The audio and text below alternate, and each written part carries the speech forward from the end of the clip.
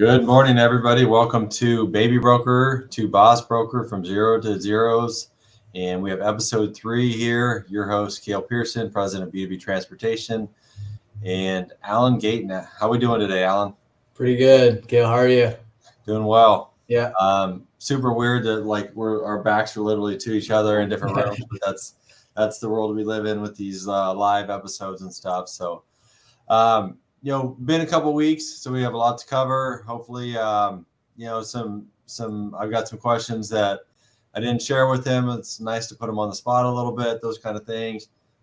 He's got some agenda items that he came up with.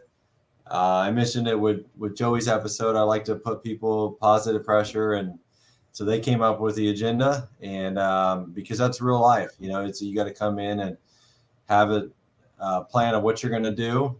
So let's just kind of jump in first with people. Like, let us know where you're calling in from or logging on from. I always say calling in. I can't break that habit. And if you have questions that pop up as we're going along, just drop them in the comments and we'll put them up on the screen and we'll cover them. And, just a couple plugs before we get too far into this. BraveBrokerDude.com, right? We gotta push that.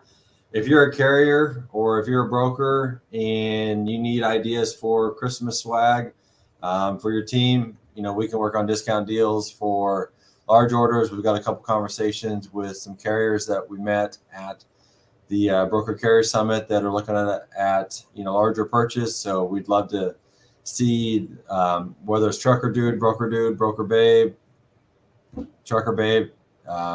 We have love for all four. So if you have a team, let's outfit your team. So all right. So Alan, been a couple weeks.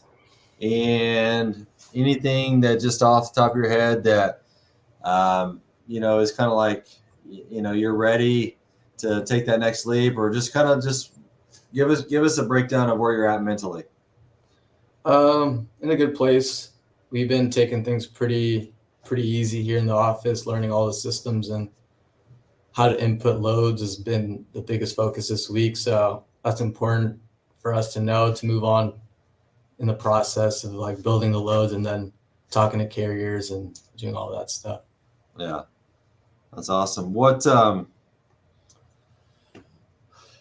I can feel that you're already you're much calmer. I don't know if calmer is the right word, relaxed and on this process. So how is this process of going live translating to making those phone calls with carriers and in the future customers for you? It's been a learning curve for sure, but I think being put in this position kind of increases your confidence and makes you relax. And it's like no big deal. The first episode, I was kind of just scrambling my thoughts and just everything super fast paced. So I feel a lot more calm and can actually gather my thoughts and actually express myself a little better. That's great. Yeah, no, I can see that. And it's important to have this process of training. And, I've seen it so many times with training where new people get hired and they're just kind of thrown into it. And we've chatted a lot about the sink or swim mentality. But it just, to me, I think it's so important to take the long-term picture and it's having patience, but impatience at the same time, if that makes any kind of sense of like, we're going to put the work in, and anything that's good takes work. And I think that, when you're changing careers and you're learning a whole new, just everything's new, right? That you got to do it in bite-sized chunks, because if you try to just cram everything, people aren't going to remember the important stuff or how to do things. And so, I appreciate your guys' patience, and I think it's going to pay dividends both for you and Joey. So you obviously tuned into Joey's episode. Was there anything there that you'd like to hit on? I know there's a little lag there. I don't know if you heard the question, but no, I didn't catch it. You obviously tuned into Joey's episode. Was there anything from that episode that that you'd like to hit on, or maybe with him covering a couple loads, anything that you took away from that process? Yes. Just kind of being around that happening, you can kind of pick up on things like just being not all over the place, but there's a lot of things to move, like reaching out to the carrier and reaching out to the shipper, make sure all the details are there for the to pass on to the carrier, obviously, and then yeah, just being around that was a learning experience for me personally, and I bet for Joey as well. So we're moving forward. Yeah, that's awesome. Yeah. Yeah, there is. I mean, it's right. You think of like, oh, it's not that big a deal. I'm just I'm delivering something, but there's so many variables that go with that. And just imagine as you get busy and you get a book of business and you have 10 of those a day or 15 a day or a big project, and it'll become a little bit more second nature. Plus, if you're having that big a book of business, you're going to be working with the same people over and over, and there's going to be, related to your sports days. When you play soccer with somebody for the first time, you have to learn how they want to receive the ball, what kind of runs they make, what their skills are, what their strengths are, and then adjust accordingly. And it's the same thing here, right? It's just adapting to the environment that we're in. Chad jumped in with a question already. So what are some of the terms that you have learned that are the most interesting? Bill of lading. I had no clue what that was when I first got in, and it just kind of it's all getting put together. But that was the biggest one, I think. Yeah. I remember for me, one of the biggest terms that I had no idea what it meant was a consignee. I'm like, what's a consignee? When I first started 20 plus years ago, like, well, it's a delivery location. I'm like, why don't we just call it the delivery location? Why do we got to make up all these words?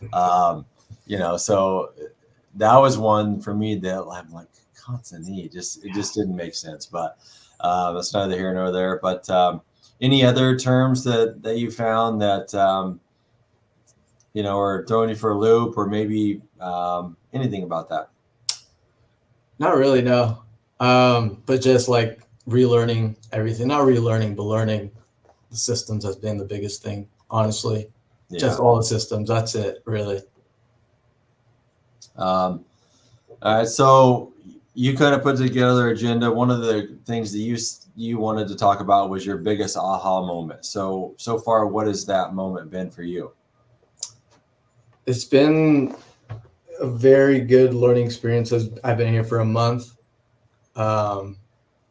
and just all the value that's been poured into, like, through the Grant Cardone, and that kind of education on the sales side has been the biggest aha moment, I think, because a lot of confidence you have to portray a lot of confidence. You have to know what the client is talking about, what their issues are, and knowing how to read a person, which is a big skill.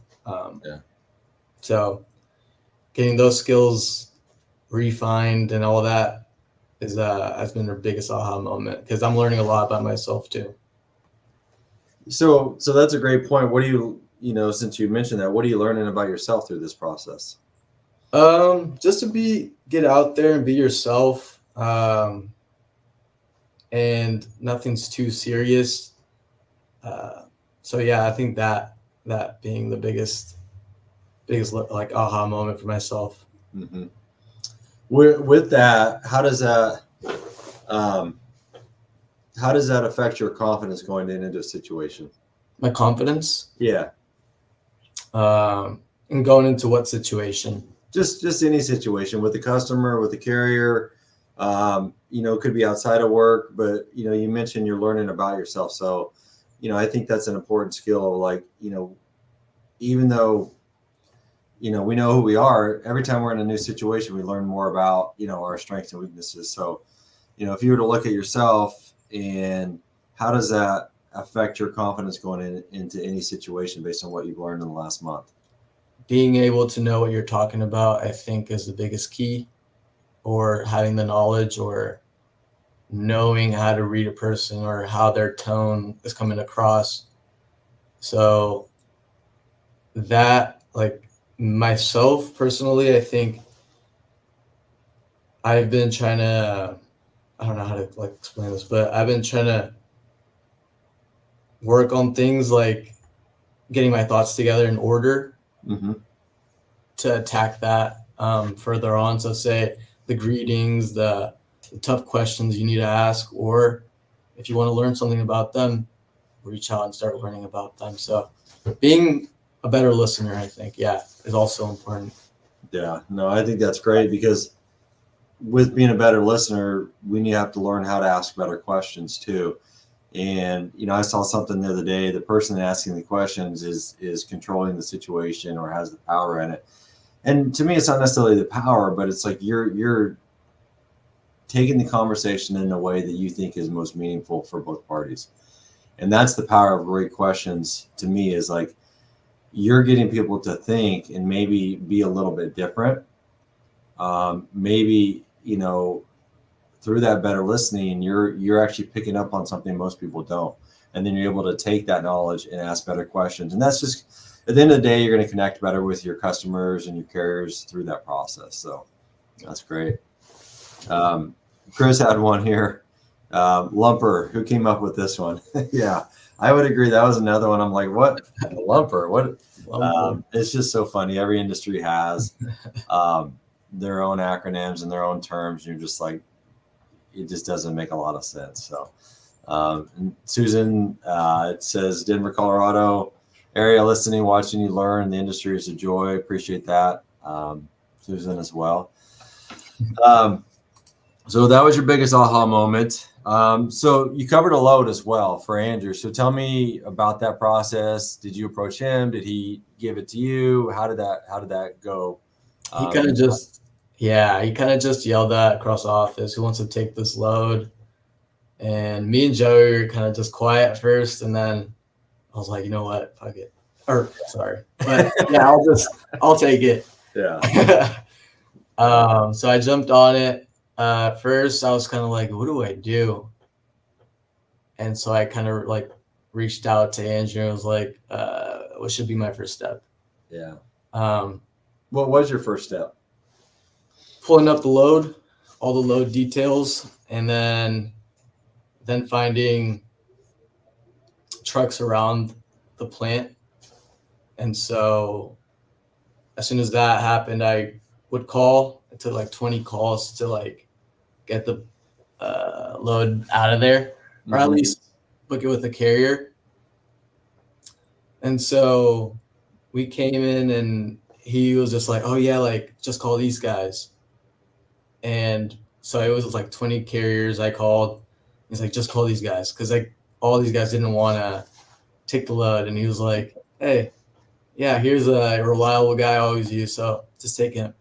Yeah. And that's what I found cool of Andrew. And he does that a lot too. So does G. Like they pass on carriers, or they try to help each other out here in the office with carriers. And so I book it. And after that, he kind of takes over. There's an email thread that I got put into where the load, or the guy got there. The carrier got to the place and he couldn't find the person, the shipper. Or no, not the shipper. He couldn't find the receiver guy. Okay. And so he reaches out. The company, I think, reaches out through emails like, oh, we can't find the dude. So Andrew's just making calls, and I thought that was super interesting because nothing goes smooth. Yeah. There's always little things. So yeah, that was super it's cool. hard too when you're not there, right? And you're just like it's like a bad game of telephone when you were in, first grade. You play that telephone game, at least we did, and it's like somebody starts something and then it gets to the end and you're like, that's not even remotely what somebody started. So sometimes too it's slowing down that process, so that's good. Chad threw another one in here, was Deadhead. It always makes me think of the Grateful Dead and the Dead. That's the first thing I think of. Hakeem said, hello, fellas. Thanks for tuning in. I know he'd been busy the last couple. So So with that, what are some other things on that load that you learned, or maybe that you do differently? Try different pitches with carriers. There's a lot of carriers, not pitches, but there's a lot of carriers that didn't even want the load. They just didn't like the route, and maybe it was the way I was coming off the phone or something like that. But I think that was the biggest challenge for myself, was finding those carriers. Yeah, that's always hard, especially when you're just calling out of the blue. Maybe they're posted, but I know that load was heading east. Maybe they're an I-5 carrier, so it's trying to identify, what lanes they want to run. Because if it could be the best load in the world, but if they don't run that lane, it doesn't matter, right? Right. So we hit on something with the terms. Bobtail is another one that Aaron said. Yeah, I know, bobtail. So, okay, what you mentioned also on your agenda that some of the carriers that we found um, at the Broker Carrier Summit, that you vetted them. So what did you do to vet them, and what did you maybe learn about that? Yeah, I was looking through the packet, and it was just super interesting. Because they're out of overseas or somewhere overseas. And I Yeah, a looked lot at, of they have the office overseas. They're U.S. locations, Illinois, but yeah, they definitely have the overseas location. yeah, it was super interesting because they also reached out to Joey. But how I started the vetting was, I looked at the company, they had a website and everything, and then I grabbed all the MC numbers that they were holding, and a lot of them had double brokering. I think I was honestly like 5 out of the 7, and then like the other 2 had like safety issues. Yeah, And I was like, oh man, yeah, isn't gonna work. So it was just super interesting, um, and it's just crazy because a bunch of companies do that, and I don't know exactly how they do it, but I know changing like the FCMSA, is it the yeah. called? It's the MCS 150 is probably what you're thinking, Yeah, the yeah. contact information, but yeah, it's through the FMCSA. Okay. So you're learning the acronyms, so that's good.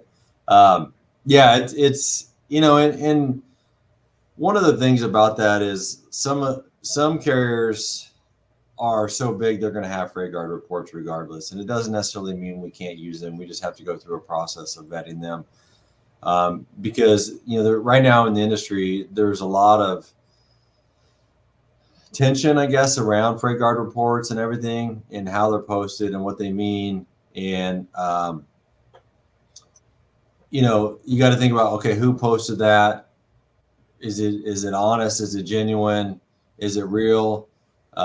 Did they reply to it? So it's kind of like Google reviews, in my opinion. It's like you got to take them with a grain of salt. It's like it's good information, but it doesn't necessarily, it's not a hard and fast rule. Okay, they have free guard, we can't use them. It's how old are they? What is the explanation on it? And, is it truthful? That's the biggest thing, both in the posting, and are they truthful about it when you ask them about it? Because if they're not truthful, to me, we're not going to do business with them, because if they can't even be honest about a freight guard, they're not going to be honest about picking up our load and delivering it and stuff. So, Andrew just says, appreciate the assist, Alan. Good to have those interactions. For practice, helps you learn to zero in on those. So good call. So yeah, Andrew's been a ton of help for you guys, and appreciate that. We all start somewhere and all learn at some point. So, and then Janice says, accessorial always cracked me up. We don't do much LTL, but a funny term used. Yeah, I agree on that one, Janet. That's another one, because all I can think of ass when as I say it, because you just can't say accessorial without ass in it. So, all right. So you vetted those carriers. So here's something that I wanted to just kind of put out there on the spot is, give me 3 goals that you have now that you've started and you're a month in. What are 3 goals that you have in your current role, whether it's when you're going to move your first load, your first customer, how you're going to make a career out of this, if you've chosen to do that. The biggest thing I'm looking through this process is, being honest with ourselves. Is this process working? Is it going to work for you? And if not, how do we adjust it? So give me 3 goals that you have just off the top of your head with work and how that looks for you. 3 goals. My first goal would be to have 3 customers or clients I'm working for and building loads for them. Do you have a timeline on that? Within 3 months, 3 5 months? months. Okay. Yeah. Second goal, my second goal would be just to, I think to attend one of those the summit conferences. I think Yeah. next one's in April. Yeah, it's end of April. April to May. But I just want to, I think my second goal is mainly just connecting with more people in the industry, getting myself familiar. And my third goal, to increase margins, I think. Yeah. I think that's my third goal. No, I love that. One of the things that with the broker carrier summit, I was thinking about that too, is, I've been to so many conferences for me, and been in the industry, 20 plus years. So the conferences for me are going to look different than they do for you, and I think that's one of the important things, and BCS, one of the things they're doing, and I haven't researched it yet, but they're doing a membership, because I think that's important. If we can figure out ways to get, yourself, Joey, to these, and anybody else that's new, you're gonna have so much value that maybe that I'm not getting, because it's just different. And it doesn't mean I'm not getting value. It's just a different value based on where you're at in your career and where I'm at in my career and the roles that we hold for the company. For me, I didn't go to a lot of the learning sessions because I find more value in the one-on-ones and having conversations outside of that with people during those times and getting to learn more about their business and how we can interact. Whereas, you go to those learning labs and it's going to be like you're just soaking it up. So that is something that's on my radar, to figure out how to get you guys there. I mean, I know how to do it, but I just got to look through that process. And, since we're talking about the Broker Carrier Summit, here coming up at the top of the hour of 11 a.m. Pacific, Chad and I are going to recap that and share our story from it. And, I keep saying this, but if you're a broker or carrier, I think that's a conference that you have to go to if you want to grow your business and grow relationships in the industry, because there's so many people that you can meet, and maybe you've been chasing that carrier or that broker, vice versa, for years, but you've never been able to connect for whatever reason. And I have numerous stories just from this one, with carriers that maybe I thought we wouldn't do business with, but you get to meet them, you learn their story. We get the right person, they connect us with the right person. So it's pretty cool to go to those and actually walk away with something tangible that's going to have a positive effect on your business. So let's see what Chad said here. So one of my recommendations to all agents is to set short-term goals which contribute to success and long-term goals. They're more achievable and frequent, which feels good. Yeah, I totally agree. You got to break it down into bite-sized chunks. If you want to be, a huge broker, you got to figure out how do I start with 1 customer and then 2 customers. And since Chad mentioned that, one of the things I talk about a lot is having activity-based goals versus outcomes that you don't really control, right? If I say I want to have $10,000 in margin in my first month, well, and I'm halfway through the month and I'm at $400, that goal now becomes where it's counterproductive, because I know I'm not going to hit that. So to me, it's what is an activity-based goal, whether it's calls, emails, connections, etc. And that's really how I've looked at this process for us in diving into marketing and the Baby Broker series, and really pushing to YouTube and the live, is like to me, it's more about activity, and the results are going to come in ways we never thought. And I think it's going to be the same for you. So it's, for example, the last 2 agents we've added on in the last couple of weeks, they were very easy conversations because they've consumed the information we put out there, and they made in their mind that it was already a fit. And so we didn't have to sell them. We didn't have to talk about all of our perks as a company, why they should do business with us. They were already quote unquote sold, and really it was about fit. So I just encourage anybody that's setting goals. It's an activity-based goal. You want to have those goals too. Like if once you're established, certain activities lead to those numbers, that's great. You can link them, but in the beginning, you don't want to make your goals counterproductive. So thanks for throwing that out there, Chad. I like that. Man, time flies when you're having fun. I better do it before we get too far in it. So, all right. So you called me and you're pitching me. So, hey, this is Kale with Acme Construction. Hey, it's Alan with B2B Transportation. We specialize in helping businesses like yours ship their products across the country efficiently. Do you have a few minutes to chat? I'd love to learn about your shipping needs and see where we can assist you. Yeah, I got a few minutes. What you got? Well, based on what I know about your businesses, I believe our services could be a great fit. We ensure a variety of different shipping solutions that are designed to both save you time and money, ensuring your products reach their destination safely. No, that was good. And it didn't feel like you were reading that. Kinda, yeah, I was kind of like going, but I was kind of basing it off the points here. Yeah, no, that's good. I mean, I think that's huge progress, because I think the first time we did it, we kind of stumped you.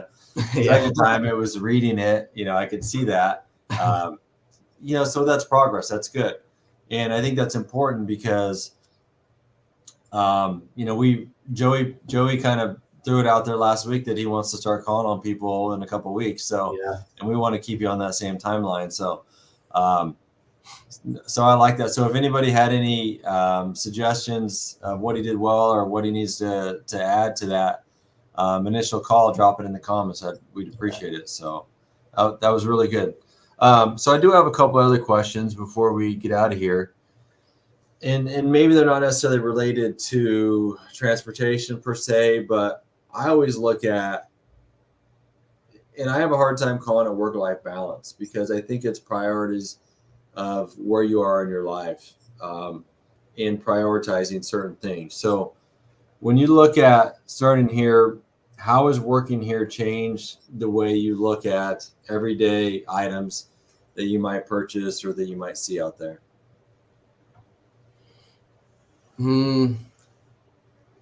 It's changed in the way I not schedule, but kind of go throughout my day and week.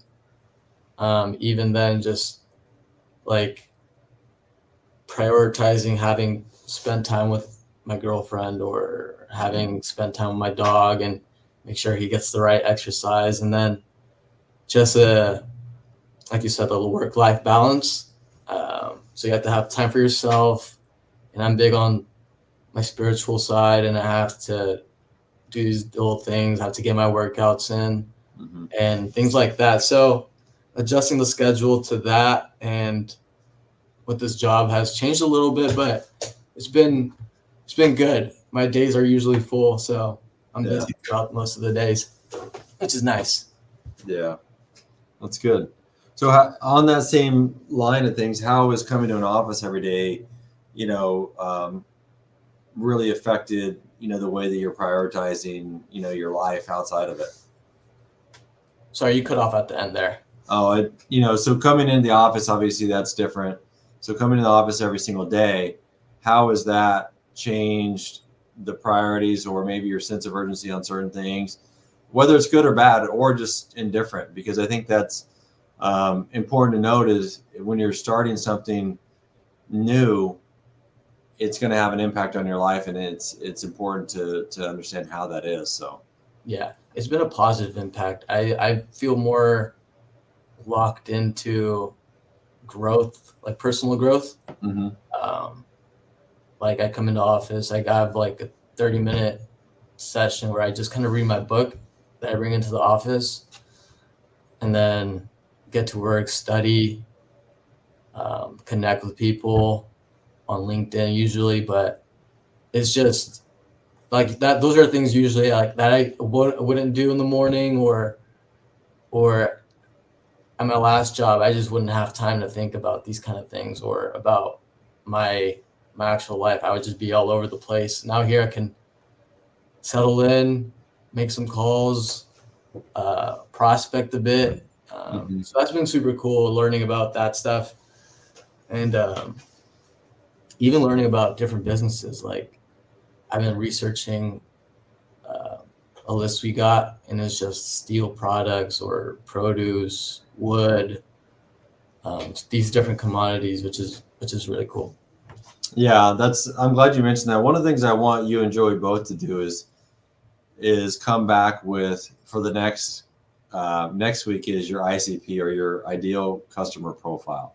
Okay. And some people maybe not heard of ICP. I had to Google it a while back. So I'm like, what is an ICP? Because I saw that a lot. I'm like, what is so ideal customer profile? Because I think that's important especially in this business. Because you just mentioned, lumber, steel, produce. I mean, lumber and steel are similar as far as the type of carrier you're going to use, but okay, so flatbed, but then you've got different set of tarps, maybe depending on this kind of steel, if it's flat steel or if it's coiled or, rolled steel, you're going to have different things and not all carriers do all those things. So it's important to have your profile of your customer to match, because then you go to produce and you're going to be, well, is it produce coming from the field? So that could be flatbed, but it might be doubles depending on where it's at. But if it's going to to a final destination, it could be refrigerated. So there's just so many different variables. And so I think having your ICP dialed in, and it may adapt and change because you don't have a customer yet, but as soon as you get it, you're going to start to dial in and like, hey, I'm really good at this product and this is why. And that's going to resonate in your sales pitch. When you call somebody, they're going to, hey, this guy knows what he's talking about. Right. So come back with that the next one. Couple suggestions. Janet, I love this because this is so true. Always remember to smile. When you're calling a prospect, it's important because that comes through.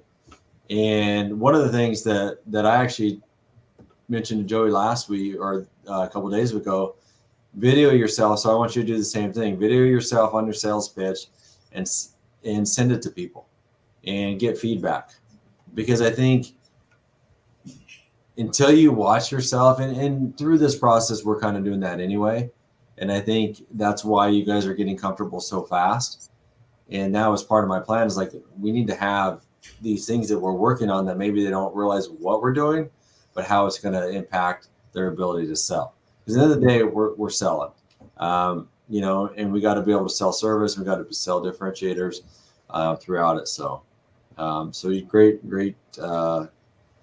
recommendation. Always remember to smile. And then Hakeem just says working from the office is more productive in his opinion than working from home.